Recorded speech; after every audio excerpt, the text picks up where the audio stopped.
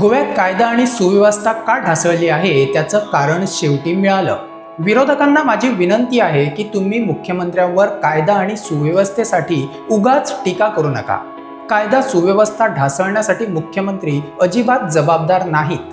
त्याला कारण आहे कोलवाळे जेलमध्ये मिळत असलेल्या सुविधा।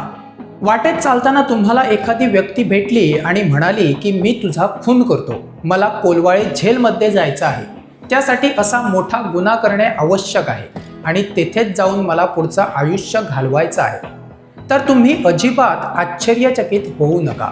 कारण जेलमध्ये आयुष्य घालवणं सध्या 5 स्टार हॉटेलपेक्षाही सोयीस्कर ठरणार आहे। त्यामुळे एखाद्या छोटा मोठा गुन्हा करून ती मजेशीर जिंदगी जगण्याची इच्छा झाली तर गैर काय? असा अजून कुणी मिळाला नाही, पण एखाद्या गुन्हेगाराची जर अशी मानसिकता झाली तर आश्चर्याची गोष्ट आता मुळीच राहिलेली नाही।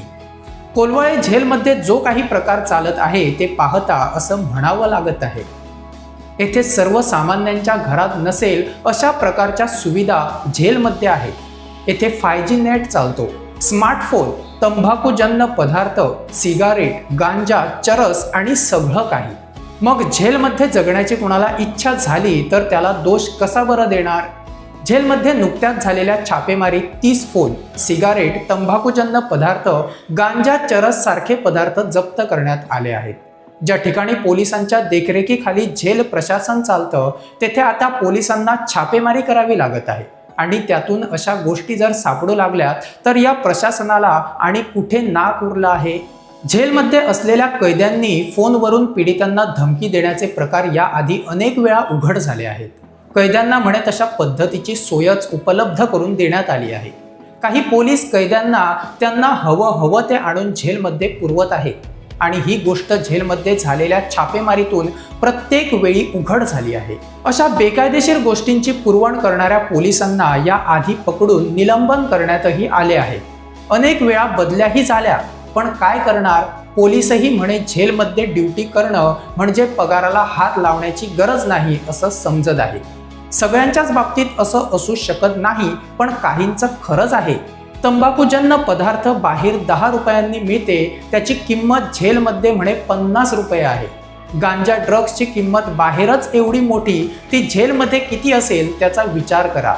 त्यामुळे पैशाच्या आशेला वर्दीतील अनेक तस्कर या जेलमध्ये तयार झाले आहेत। येथे कैद्यांसोबत सेलिब्रेशन करण्याचा ट्रेंड सुरू झाला आहे। ते एवढं वाढलंय की कधीतरी वाटतं की हे कैदीच देव माणूस आहेत बाबा। त्यांचे फॅन फॉलोअर्स जर अशा प्रकारे त्यांना मदत करत असतील तर काय कुठल्या पक्षाचे कार्यकर्ते जे त्यांच्यासाठी प्रचार सभा घेऊन मतं मागतील? या कैद्यांना तर मला एक सल्ला द्यायचा आहे, बघा तसं तुम्हाला परवडेल तर तुम्ही जेलमधूनच 2027च्या निवडणुका लढवा। ड्युटी संपली की हे वर्दीतील तुमचे फॅन फॉलोअर्स तुमच्या प्रचाराची जबाबदारी नक्कीच घेतील। त्याची तुम्हाला अजिबात काळजी करण्याची गरज उरणार नाही।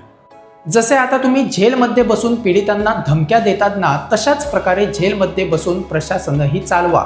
तसंही अनेक प्रकारचे गुन्हे नोंद असलेले आमदार विधानसभेच्या सभागृहात आहेत, त्यामुळे तुम्ही जर तेथे पोचलात तर एकही गोवेकराची मान खाली पडण्याचा प्रश्नच येत नाही।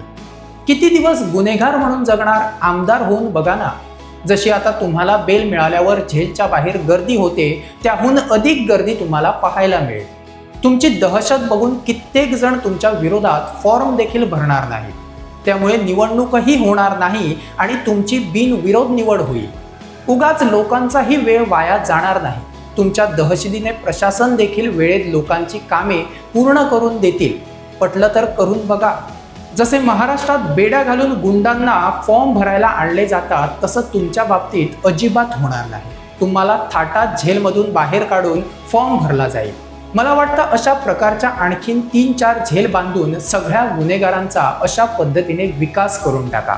अहो प्रशासन, का बरं हा थट्टा चालवला आहात? जर गुन्हेगारी तुम्हाला आटोक्यात आणता येत नाही तर कशाला बरं उगाच जनतेच्या पैशावर जगता? ही थट्टा तरी करणं बंद करा, एवढीच मागणी।